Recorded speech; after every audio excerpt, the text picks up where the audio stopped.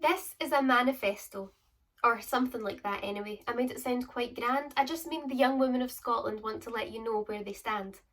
They've made their objectives perfectly clear, so these aren't my ideas, but those of my peers.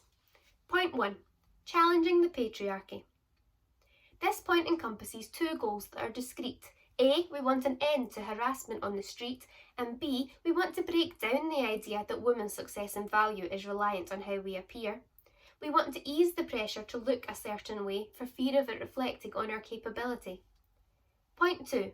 We demand better representation of all abilities and body types without resorting to lazy stereotypes.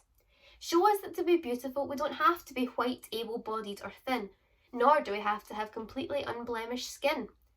What we're looking for is greater diversity instead of the current obsession with conformity. Point 3. Social media and education.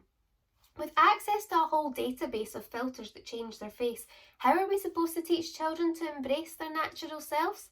We've identified a need to monitor and regulate the ways in which these platforms operate, and we definitely need to educate people of all ages on the potentially extreme impact of social media on mental health and self-esteem. Point 4. Addressing diet culture. Ultimately, we want to erase diet culture totally. This means we have to stop talking about dieting openly. We need to stop referring to some foods as naughty.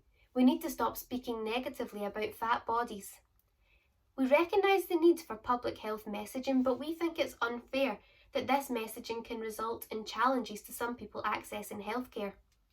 Point 5. Inclusive spaces. All this means is that we want to facilitate more situations for women to continue to have these kinds of conversations. We want open and safe environments where it isn't a big deal to have a wee rant and share how you feel.